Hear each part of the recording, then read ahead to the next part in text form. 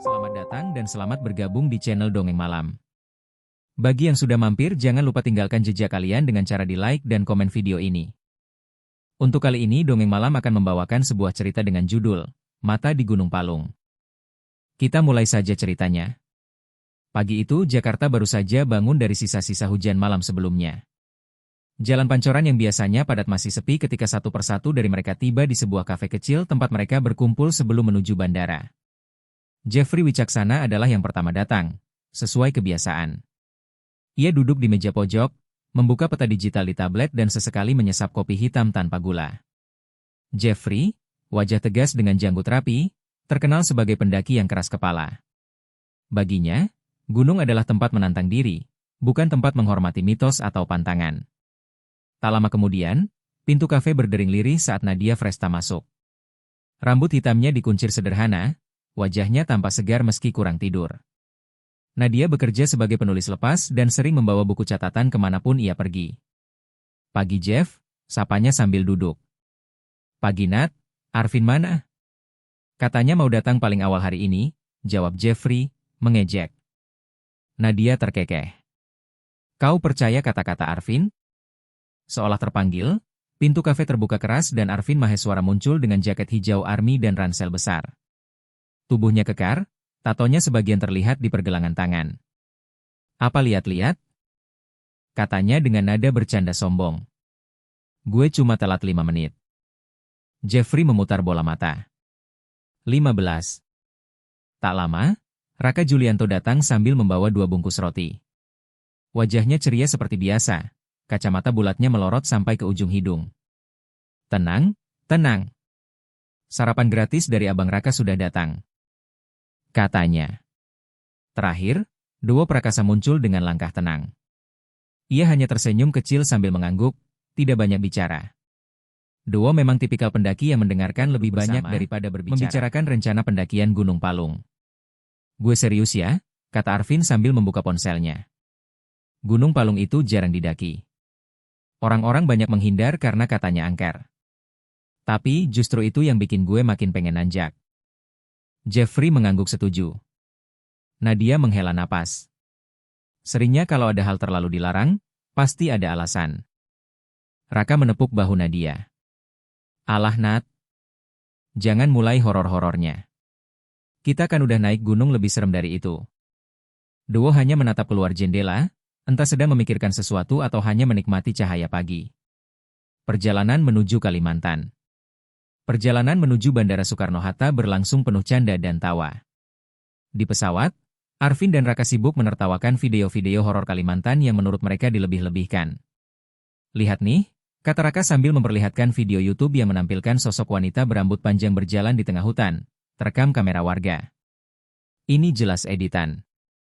Arvin menimpali, kalau beneran ada penunggu gunung, harusnya dia bersyukur kita datangin.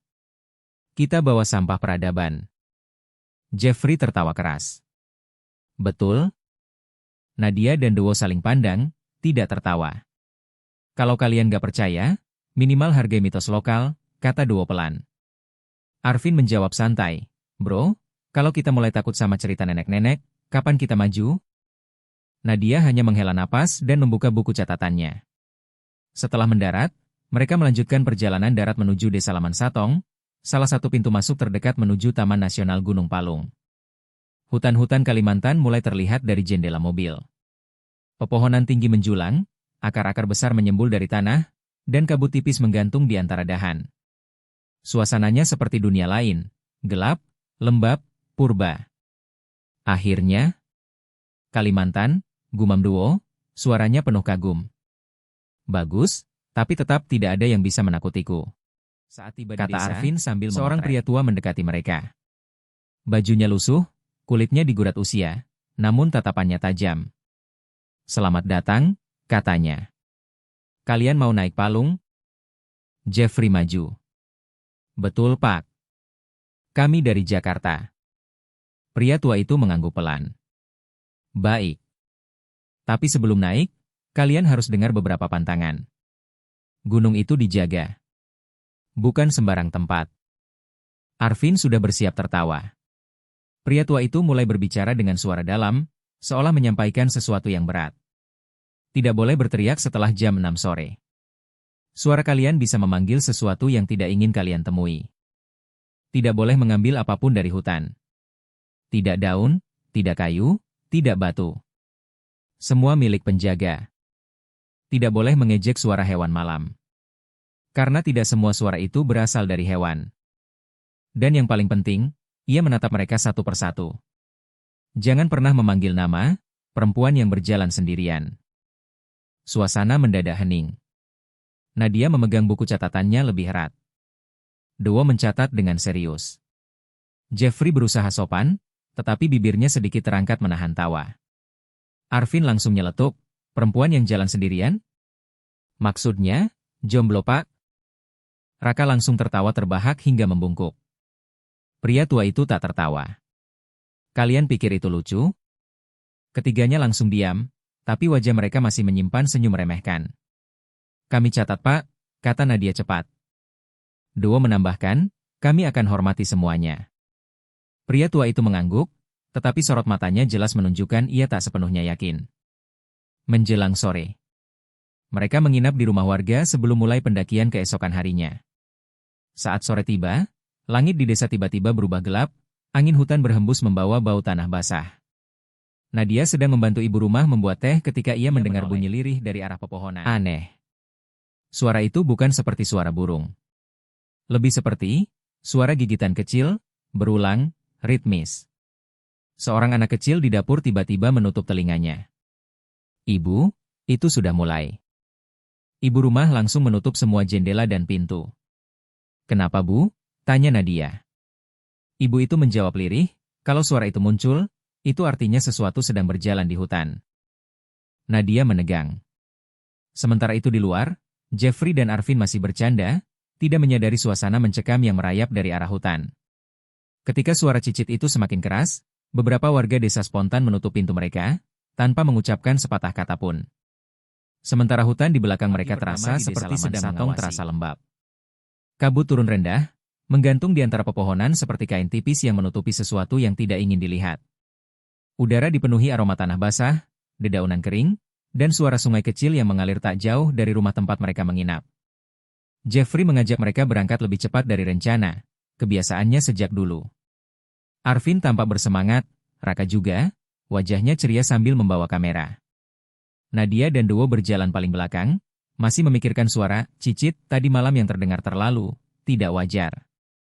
Siap guys? Tanya Jeffrey sambil mengencangkan tali ranselnya. Siap. Arvin dan Raka menjawab kompak. Nadia mengangguk kecil. Duo menarik napas panjang sebelum melangkah. Mereka mulai memasuki jalur awal hutan Gunung Palung, tempat yang bahkan cahaya matahari pun terlihat enggan menyentuh tanah. Hutan Palung, lembab, gelap, dan penuh akar. Begitu melangkah lebih dalam, suara desa menghilang perlahan. Hutan memeluk mereka, mengurung dengan pemandangan yang terasa lebih padat dari yang seharusnya. Batang-batang pohon tingginya lebih dari 20 meter, daunnya lebar seperti sayap makhluk purba. Akar-akar besar menyembul dari tanah, melintir, saling tumpuk, membentuk jalur yang sulit dilalui. Ranting-ranting gelap menekan dari berbagai arah, menciptakan lorong alami yang dingin meski hari masih pagi. Gila, hutan ini beda banget dari Jawa, gumam Raka, memotret kiri kanan. Itu yang buat keren, jawab Arvin sambil menebas semak kecil dengan parang. Tapi ada satu hal yang mereka sadari perlahan. Hutan ini terlalu senyap. Tidak ada kicauan burung. Tidak ada suara serangga. Tidak ada suara monyet yang biasanya ramai di hutan Kalimantan. Yang ada hanya suara pijakan kaki mereka dan napas masing-masing.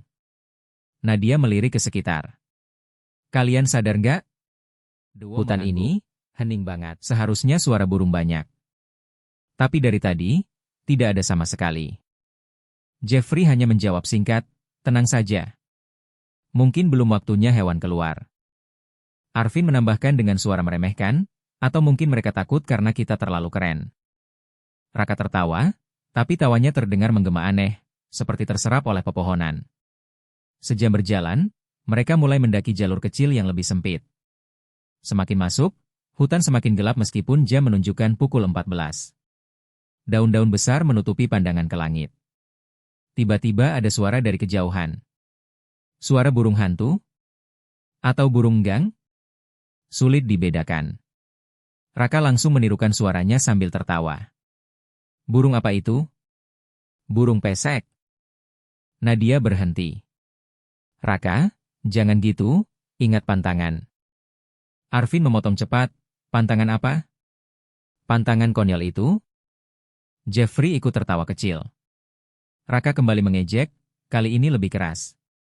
Suara burung itu mendadak hilang. Total. Seolah burung yang tadi mengeluarkannya, memutuskan untuk tidak bersuara lagi. Duo menatap hutan dengan kening berkerut. Kenapa langsung berhenti? Arvin menjawab santai, takut sama gue lah. Tapi ada sesuatu yang merayap dalam udara. Seperti ada yang mendengar. Dan memperhatikan. Setelah melewati jalur licin, mereka tiba di sebuah area dengan batang-batang pohon besar. Arvin melihat sepotong kayu aneh tergeletak, bentuknya seperti ranting yang membelit dirinya sendiri, seolah tumbuh dengan pola tertentu. Warnanya coklat gelap kemerahan, berbeda dari kayu normal. Wah, ini keren banget, kata Arvin sambil memungutnya. Jangan, kata Nadia spontan. Kenapa? Arvin tertawa. Kayu doang. Itu termasuk pantangan. Kita dilarang mengambil apapun dari hutan, kata Duo. Arvin memutar bola mata. Bro, itu cuma cerita buat nakut-nakutin wisatawan. Ambil aja. Buat kenang-kenangan. Raka menambahkan, buat dijual pun bisa. Dengan senyum sombong, Arvin memasukkan kayu itu ke dalam ranselnya. Sekali lagi, hutan terasa menegang. Udara menjadi lebih dingin dari sebelumnya. Terasa seperti langkah-langkah mereka diperhatikan oleh sesuatu yang tak terlihat. Mereka terus berjalan hingga sore. Langit perlahan menguning, kemudian oranye gelap. Di hutan rimba seperti ini, maghrib turun lebih cepat dari yang tertera di jam. Saat mereka mencapai jalur yang lebih lapang, Raka tiba-tiba berjalan terlalu jauh ke depan. Rak! Jangan maju sendiri, panggil Duo. Tidak ada jawaban. Jeffrey merasa khawatir, lalu tanpa berpikir ia berteriak keras. Raka! Nadia langsung menutup mulutnya sendiri. Duo memejamkan mata. Arvin tertawa lagi. Duh Jeff. Mau manggil penunggu ya? Tapi kali ini suasana berbeda. Setelah teriakan Jeffrey, angin berhenti. Daun-daun berhenti bergerak. Bahkan kabut tipis yang sejak tadi menggantung, diam tak bergerak. Seolah suara itu membangunkan sesuatu dalam hutan. Jeffrey menelan ludah. Tadi aku cuma mau manggil Raka. Duo berbisik, pantangan pertama, sudah kau langgar. Nadia melihat jam. Pukul 17.59. Beberapa detik sebelum pukul 6. Tetap saja, pantangan sudah dilanggar. Ketika mereka menyusul Raka, lelaki itu berdiri kaku menghadap jalur sempit yang menuju ke dalam semak. Rak, tanya Jeffrey. Raka tidak menjawab. Ia hanya menunjuk. Di antara kabut tipis, sekitar 100 meter dari mereka, terlihat seorang wanita berdiri membelakangi. Rambutnya panjang, hitam, kusut. Bajunya putih kusam seperti kain lusuh yang pernah basah lalu mengering. Dia tidak bergerak. Tidak menoleh. Tidak memberi tanda apapun. Jeffrey menyipitkan mata. Warga kali? Arvin menambahkan, atau pendaki lain. Nadia merasakan bulu kuduknya meremang.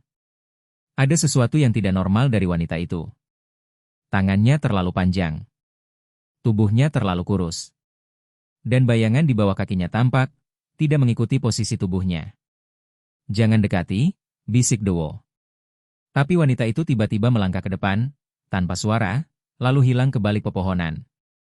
Raka mundur ketakutan. Dia tidak menimbulkan bunyi apapun. Kakinya nggak injak ranting sama sekali. Jeffrey mencoba menenangkan mereka. Mungkin tanahnya lembut. Tapi ia sendiri tidak percaya ucapannya. Mereka memutuskan untuk lanjut sebelum gelap total. Namun setelah beberapa menit, Duo menyadari sesuatu. Jeff, jalur ini seperti berbeda. Kita tadi tidak lewat sini. Apa maksudmu? Tanya Jeffrey. Pohon ini, yang bercabang 3, aku ingat bentuknya. Tapi tadi ada di sebelah kiri. Sekarang ada di kanan. Arvin menjawab acuh, mungkin kau salah ingat. Tapi Nadia ikut menatap sekeliling. Tidak, Duo benar. Jalur ini berubah. Tidak ada angin. Tidak ada suara burung. Tidak ada suara hewan. Hanya ada keheningan yang seperti bernapas. Malam tiba dengan cepat. Mereka berhenti di area datar dan mendirikan 2 tenda. Api unggun tidak bisa dinyalakan karena kayu terlalu basah. Dalam gelap, hanya lampu kepala yang menjadi sumber cahaya. Raka berbisik, hutan ini makin aneh. Gue merasa kayak ada yang ngeliatin. Arvin pura-pura menakutinya. Itu, perempuan tadi siang. Sudah, kata Duo. Serius sedikit. Kita tidak tahu apa yang ada di hutan ini. Jeffrey mencoba tidur, tapi Nadia tidak bisa memejamkan mata. Ia merasakan udara di antara pepohonan seperti semakin berat. Pelan. Dan itulah saat suara itu muncul. Jauh. Tapi semakin lama semakin dekat. Arvin tertawa kecil. Itu tikus hutan. Tenang. Namun suara itu terlalu ritmis. Terlalu teratur. Seperti sesuatu yang sedang melangkah mengitari tenda mereka. Nadia memegang lengan Duo. Duo, itu bukan suara tikus kan? Duo menatap gelap di luar tenda. Tidak. Sama sekali bukan. Suara itu terus mengitari tenda. Lambat. Teratur. Seolah mengamati mereka satu persatu. Dan malam pertama mereka di Gunung Palung berakhir dengan ketakutan yang baru saja menggantung rendah seperti tirai kain putih yang menutup rimbunnya Gunung Palung.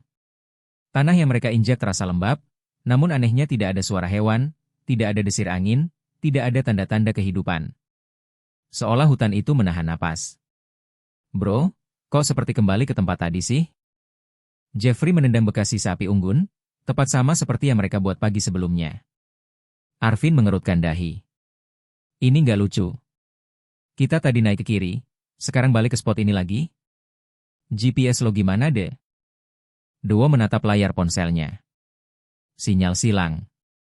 Aplikasi GPS-nya berkedip-kedip, pointer berputar tak karuan seakan mabuk. GPS error, gumam Duo, suaranya tercekat. Kompas gue juga muter nih lihat. Jarum kompas berputar pelan, tak pernah berhenti di satu arah. Nadia memegangi pundak tasnya lebih erat, merasa udara berubah lebih dingin dari sebelumnya. Seperti, jalurnya nggak mau kita lewat. Jeffrey tertawa keras, terlalu keras, mengisi kesunyian yang seharusnya tidak disentuh. Ah udahlah. Hutan begini ya pasti bikin bingung. Bukan setan, cuma kita yang bego lihat arah. Namun justru kata-kata itu membuat suasana makin berat. Bayangan itu mulai muncul. Saat mereka melanjutkan perjalanan, kabut perlahan membuka sedikit. Di sela-sela pepohonan tinggi, sosok itu terasa mengikuti langkah mereka. Pertama, Nadia yang melihat. Kalian lihat itu? Ia menunjuk ke arah kiri.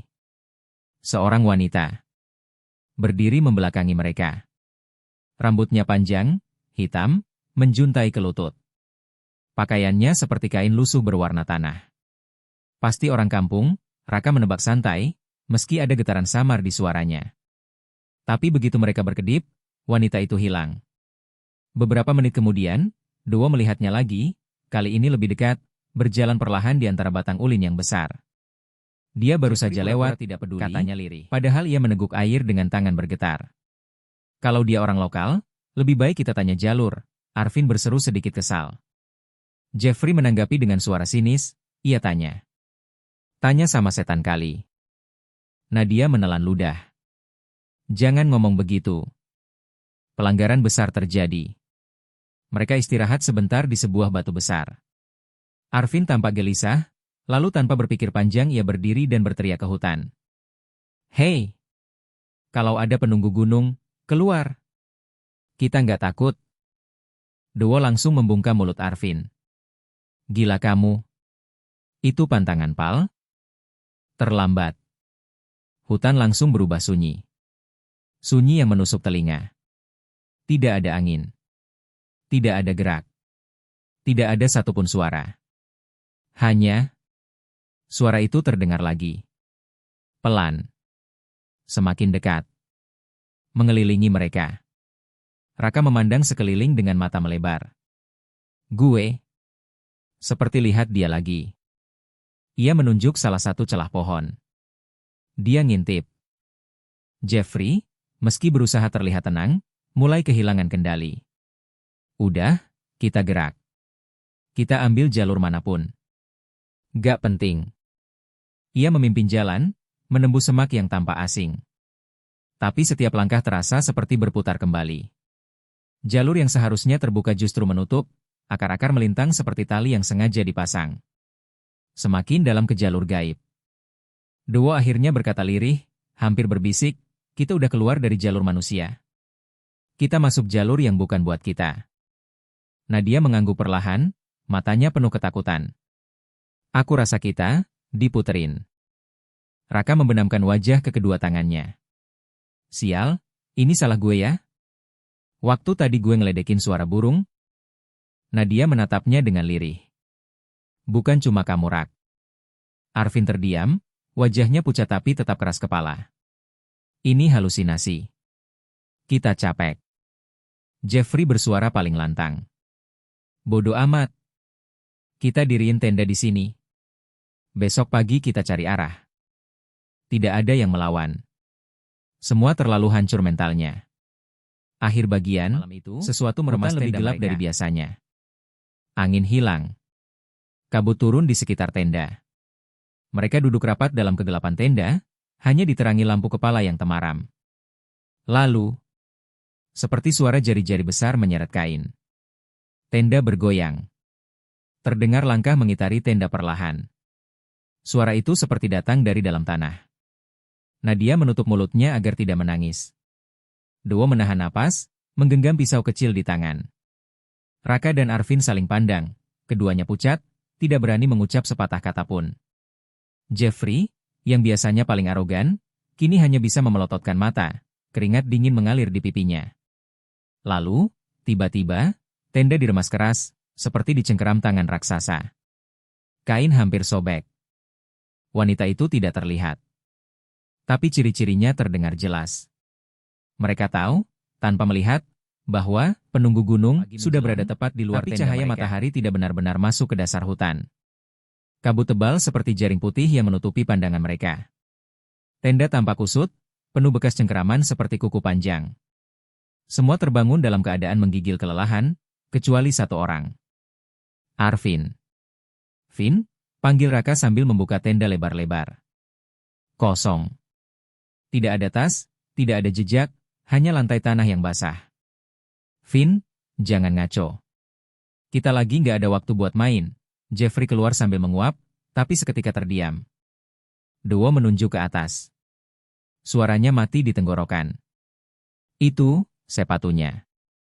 Dua sepatu hiking Arvin tergantung di dahan ulin setinggi hampir 5 meter. Tali sepatunya terikat rapi, seolah sengaja dipajang. Nadia memeluk dirinya sendiri. Gak mungkin dia gantung sendiri, pohonnya tinggi banget. Kita aja nggak bisa manjat sejauh itu. Raka meludah ke tanah, wajahnya pucat. Atau, dia digantungin. Jeffrey memaksakan tawa, tapi terdengar seperti orang sekarat. Sial, ini pasti kerjaan hewan. Hutan Kalimantan banyak yang ekstrim. Duo menatap Jeffrey tajam.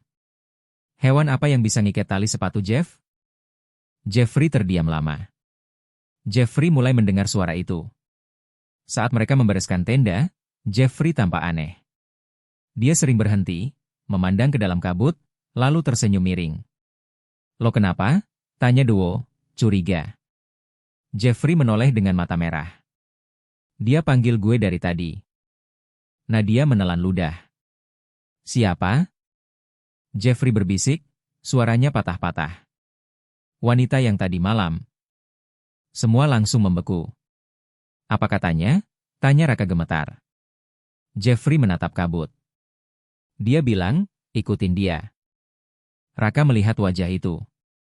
Sore hari, mereka kembali mencoba turun, tapi hutan memutar mereka lagi dan lagi hingga mereka kembali ke batu besar tempat Arvin terakhir terlihat. Jeffrey semakin tidak fokus, seperti berjalan sambil tidur.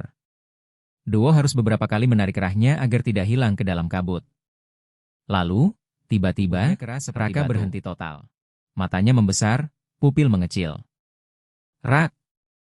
Rak kenapa? Raka mengangkat tangannya gemetar dan menunjuk lurus ke depan. Nadia mengintip di balik bahunya, lalu langsung menutup mulut tak percaya. Di antara dua batang pohon besar, wanita itu berdiri. Membelakangi mereka. Rambut panjangnya tergerai hingga tanah. Tubuhnya sangat kurus, hampir seperti bayangan. Kemudian, perlahan, ia berputar. Dan wajah itu tampak jelas. Moncong panjang seperti tikus, berwarna abu kotor. Gigi-gigi runcing mencuat keluar dari mulut yang robek ke samping. Matanya hitam, besar, dan cekung, seperti menatap dari lubang gelap tak berujung. Di sekitar bibirnya menetes darah merah tua, terlalu segar. Itu, Raka mundur, terjatuh. Itu bukan manusia. Bukan wanita. Bukan apapun.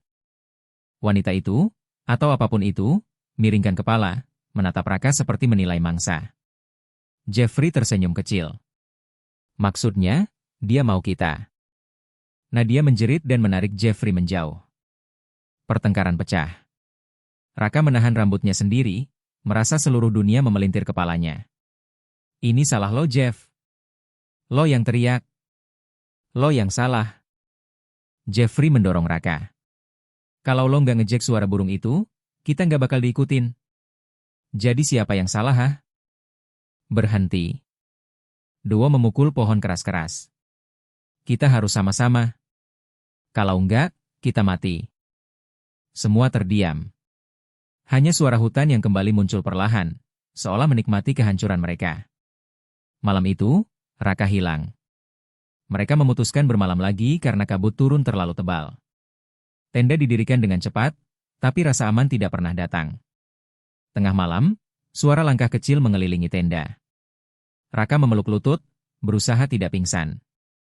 Gue nggak mau mati, gue nggak mau. Tiba-tiba, sesuatu menariknya dari luar tenda dengan kekuatan brutal.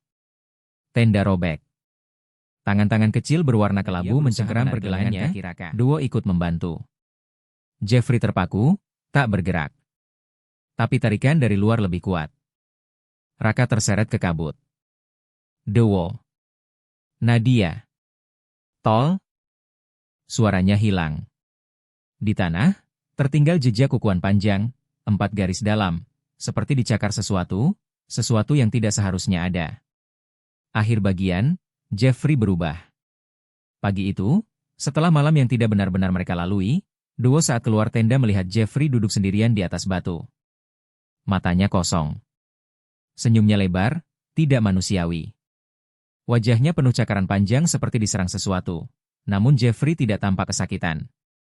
Ia hanya bergumam berulang-ulang. Dia bilang tinggal gue selanjutnya. Tinggal gue? Nadia terisak. Duo berdiri terpaku. Hanya mereka berdua yang masih tersisa dari 5 pendaki yang memulai perjalanan itu. Dan mereka tahu, teror belum pada pagi-pagi sebelumnya, seolah hutan itu sengaja menutup pandangan mereka. Nadia memeriksa tas cepat-cepat, air menipis, makanan hampir habis, dan Duo terluka karena jatuh saat semalam mencoba mengejar suara Raka. Jeffrey duduk di tanah, memeluk lutut, kepalanya mengangguk-angguk seperti orang yang sedang memeluk kenyataan yang mulai retak. Duo memanggilnya pelan. Jeff, lo harus bangun. Kita mau turun. Jeffrey tidak menjawab. Ia berkedip cepat, lalu tersenyum aneh. Gue udah lihat dia, suaranya pecah. Gue lihat dia dari depan. Nadia dan Duo membeku. Lo lihat apa? Tanya Duo, ragu apakah ia ingin benar-benar mendengar jawabannya. Jeffrey perlahan mendongak, suara bergetar, tapi seperti menahan ketawa. Moncongnya, panjang, seperti tikus got. Giginya, giginya gede, kuning, seperti habis makan bangkai. Nadia menutup telinganya, tidak mampu mendengar detail itu lagi. Mata dia, Jeffrey menekan pelipisnya.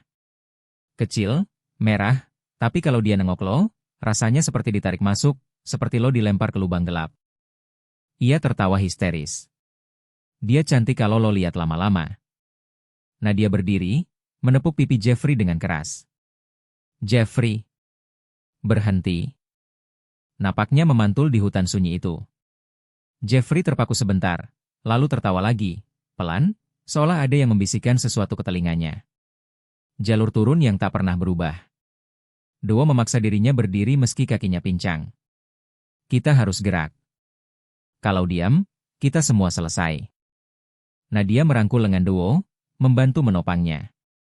Jeffrey berjalan di belakang, terhuyung-huyung, tapi mengikuti, seolah tali tak terlihat menariknya. Mereka menemukan jalur dengan tanda merah di batang pohon, indikasi arah turun dari pendaki sebelumnya. Ini dia, seru Nadia bernapas lega. Mereka berjalan turun hampir 1 jam. Namun ketika melewati tikungan besar, ketika tanah menurun semakin curam, Jeffrey berhenti dan menunjuk. Duo mengerutkan kening. Loh, apa? Ini? Nadia jatuh berlutut. Nggak mungkin. Di hadapan mereka berdiri batu yang sama tempat sepatu Arvin digantung sebelumnya.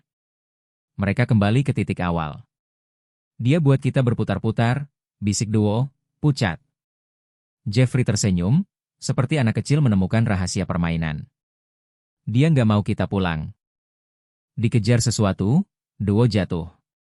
Saat mereka mencoba memaksa kembali turun lewat jalur berbeda, suara itu kembali muncul.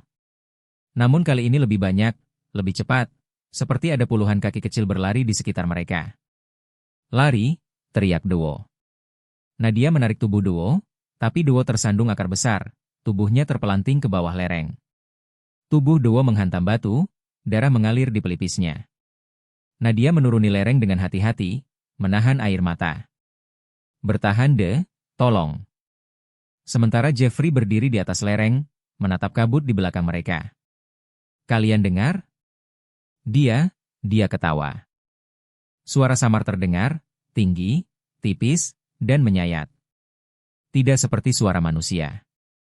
Tidak seperti suara hewan. Jeffrey memeluk dirinya sendiri dan tersenyum seperti orang yang jatuh cinta. Nadia memimpin, sendirian. Duo ambruk di pundak Nadia, tubuhnya berat namun ia tetap memaksanya berdiri. Kita harus turun, walau jalannya bohong. Kita cari arah dari matahari, gumam Duo lemah, darah mengalir di pipi. Kalaupun kabut nutupin, kita coba terus. Nadia mengangguk dan menyeret kedua temannya perlahan. Jeffrey berjalan tiba-tiba cepat, lalu sangat lambat, lalu berhenti sama sekali. Gerakannya seperti tidak punya ritme, tidak punya jiwa. Jeff jalan. Nadia menarik tangannya. Jeffrey menatap Nadia dengan mata merah. Enggak. Dia manggil gue. Jeff. Jangan gila. Kabut turun cepat seperti tirai ditarik. Dalam waktu kurang dari 1 detik, Jeffrey hilang. Begitu saja. Tanpa suara. Tanpa peringatan. Jeff. Tanpa jejak. Nadia menjerit hingga suaranya pecah. Tak ada jawaban. Hanya kabut yang menelan semuanya. Akhir bagian, bentuk itu muncul. Nadia menyeret Duo sambil menangis. Kabut menipis sedikit, memperlihatkan jalur kecil yang tampak menuju ke bawah. Itu. Ada jalan. Kita sampai. Kita? Duo menunjuk dengan tangan bergetar. Nat jangan lihat. Tapi Nadia melihat. Di tengah jalur kecil itu, berdiri sosok perempuan berambut sangat panjang, menyapu tanah, menghalangi seluruh jalan. Perlahan, kepala itu menoleh. Moncong panjang. Gigi kuning besar. Mulut robek. Mata merah kecil yang menyala. Wanita berwajah tikus itu akhirnya menampakkan dirinya dengan jelas. Tepat di jalur turun. Menghalangi satu-satunya pintu berdiri tepat di tengah jalur, atau apapun yang mereka kira jalur turun. Rambutnya terjurai bagai akar hitam yang tumbuh dari tanah. Moncongnya bergerak perlahan, menebar aroma busuk seperti daging basi. Gigi-gigi kuning panjangnya tampak basah. Nadia menyandarkan Duo ke batang pohon. Nat, suara Duo patah-patah. Kabur. Wanita itu kembali mengeluarkan suara rendah. Mula-mula pelan. Lalu semakin keras. Dan semakin cepat. Nadia berbalik tanpa pikir panjang, menarik tubuh Duo yang hampir pingsan. Ia menuruni jalur curam, napas pendek dan tersengal, hampir tidak yakin bahwa tanah di bawahnya benar-benar nyata. Duo bertahan. Langkah mereka tergelincir, merosot, mencakar tanah berlumpur. Hutan di sekeliling seperti bergerak, memelintir dirinya sendiri, membuka jalur lalu menutupnya dalam detik yang sama. Dikejar bayangan yang bukan manusia. Dari belakang, suara itu membesar. Bayangan hitam melompat dari satu batang pohon ke batang lain, lebih cepat dari angin. Setiap kali Nadia menoleh, ia hanya melihat kilatan rambut panjang atau kilau mata merah kecil yang mengikuti mereka. Aduh! Duo tersandung akar besar, tubuhnya kembali jatuh. Nat, jangan tinggalin gue. Suara Duo semakin lemah, seperti berada di ujung kesadarannya. Aku nggak akan tinggalin kamu. Nadia memapahnya, tapi tubuh Duo terlalu berat, kakinya terkilir dan sobek. Ia hampir tidak bisa berdiri. Bayangan itu mendekat lagi, lebih cepat, lebih dekat. Suara itu memecahkan udara seperti kaca retak. Nadia menjerit, memaksa tubuhnya sendiri untuk tidak runtuh. Kita harus keluar dari sini, kita harus keluar. Jalur terus berubah. Setiap kali mereka menemukan jalur menurun, pepohonan tiba-tiba memanjang, akar menutup, atau kabut memutar arah beberapa kali. Setiap langkah menjadi pertempuran melawan rasa ingin menyerah. Air matanya bercampur keringat dan lumpur. Duo berusaha tetap sadar, meski matanya hampir tertutup. Nat, jalannya seperti hidup. Aku tahu, jawab Nadia sambil terisak. Tapi kita nggak boleh berhenti, kalau berhenti dia bakal. Tiba-tiba suara dedaunan bergetar keras. Sesuatu menerobos hutan dari belakang, mendekat seperti hewan besar yang berlari. Duo, jangan tidur. Aku udah nggak kuat. Tubuh Duo benar-benar roboh. Nadia mengangkatnya dengan seluruh tenaga yang tersisa. Bahunya terasa seperti mau copot, tapi ia tetap menyeret Duo meski hanya selangkah demi selangkah. Aku janji, aku bawa kamu pulang. Tiba-tiba keluar dari jalur gaib. Suara cicit semakin kencang. Bayangan semakin dekat. Sesuatu menyentuh bahu Nadia, dingin, panjang, seperti kuku. Ia tidak berani menoleh. Menggigit bibir sampai berdarah. Jangan lihat, jangan lihat. Ia menutup mata sambil tetap menarik Duo. Dan ketika ia merasa dirinya hampir jatuh, hampir mati, hampir menyerahkan tubuhnya. Kabut pecah. Suasana berubah. Udara tiba-tiba hangat. Hutan tidak lagi gelap. Nadia tersandung ke tanah keras dan datar. Tidak ada lagi akar memutar. Tidak ada lagi suara cicit. Mereka terlempar keluar dari jalur gaib seperti dilempar dari dimensi lain. Di depan mereka, beberapa warga desa berdiri mengelilingi sesaji kecil. Mereka memegang daun-daun kering yang dibakar, asapnya putih tipis mengepul ke udara. Ketika melihat Nadia dan Duo, para warga menjerit kaget. Astaga! Ada yang keluar. Ya Tuhan, cepat bantu. Sisanya mana? Mana yang lain? Nadia tidak bisa menjawab. Nafasnya terputus-putus. Tangannya menggenggam baju Duo yang pingsan. Beberapa warga memapah Duo ke tanah lapang, sementara dua orang lainnya menahan Nadia agar tidak jatuh. Tanya seorang tetua gemetar. Nadia menatap hutan. Dan ia melihatnya. Jauh di balik pepohonan, wanita itu berdiri diam. Rambutnya menjuntai panjang, menutupi dada dan bahunya seperti tirai. Kali ini, ia tidak mengejar.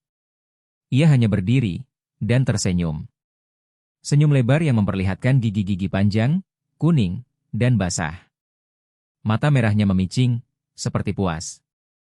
Seolah berkata, kalian boleh turun. Tapi yang lain tetap milikku. Nadia akhirnya pingsan. Dan kegelapan menelan segalanya. Kelopak matanya terasa berat seperti ditarik dari dalam mimpi gelap yang belum selesai. Aroma minyak gosok, asap dupa, dan kayu terbakar memenuhi hidungnya. Atap rumah kayu dengan balok-balok hitam kecoklatan tampak di atas. Ia mendengar suara orang-orang berbisik di luar. Duo terbaring di sampingnya, tubuhnya dibalut kain hangat. Luka-luka lebam di lengannya masih tampak, tapi napasnya stabil. Seorang lelaki tua bermata cekung masuk, membawa mangkuk berisi air ramuan. Syukurlah kalian sadar, katanya dengan suara serak. Nadia mengangkat kepalanya. Teman-teman kami, Arvin, Jeffrey, Raka, mereka. Lelaki tua itu menggeleng pelan, wajahnya penuh duka seolah ia sudah mendengar permintaan itu berkali-kali. Di palung, katanya lirih, tidak semua yang masuk akan kembali. Nadia menahan napas. Apa maksudnya? Lelaki itu duduk di samping ranjang bambu. Penjaga Gunung Palung, kami menyebutnya Jang Jaga Gunung. Bukan manusia, bukan pula roh biasa. Ia menjaga batas dunia kita dan dunia yang lebih tua dari hutan ini. Ada aturan-aturan. Bila dilanggar, ia menuntut harga. Dua yang baru siuman berbisik, aturan, suara, kayu, teriakan maghrib. Orang tua itu mengangguk pelan, seolah semua itu sudah menjadi cerita lama yang terus berulang. Hutan tidak suka diejek.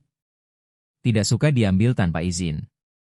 Tidak suka dipanggil pada waktu yang tidak semestinya.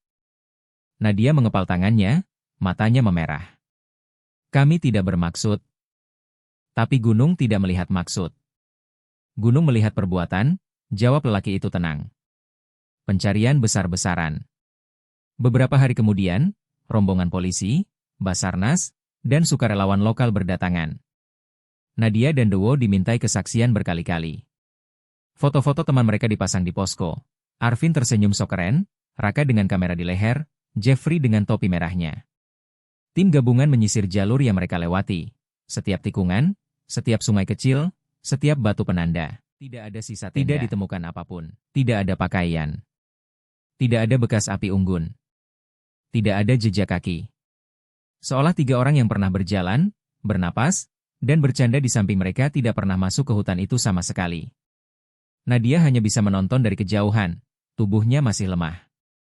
Dewo duduk di sebelahnya, tatapannya kosong namun air matanya tidak berhenti mengalir.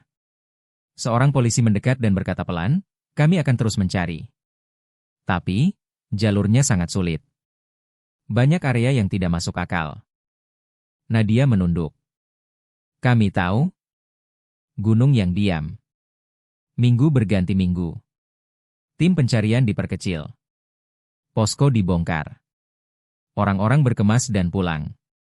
Gunung Palung berdiri seperti biasanya. Besar, hijau, anggun. Tidak ada yang aneh. Tidak ada yang berubah. Seolah ia tidak memakan siapapun. Seolah ia tidak menyimpan rahasia. Namun Nadia tahu. Dewo tahu. Dan warga lokal tentu lebih tahu. Malam sebelum mereka pulang ke kota, warga berkumpul mengadakan ritual kecil untuk menenangkan hutan. Asap dupa naik ke udara, diiringi doa-doa berbahasa Dayak yang tidak dimengerti Nadia, tapi membuat bulu kuduknya berdiri. Sesudahnya, semua orang tidur lebih cepat, kecuali 1 orang. Nadia. Cicit dari arah gunung. Pukul 2 dini hari. Nadia membuka mata karena mendengar sesuatu. Samar, tipis, seperti suara ranting patah jauh di kejauhan. Ia duduk perlahan dan menatap keluar jendela rumah panggung tempat ia menginap. Angin malam membawa suara itu lagi. Suara itu ritmis, persis seperti suara yang dulu mengelilingi tenda mereka. Nadia menahan napas. Seluruh tubuhnya bergetar. Ia mendekati jendela.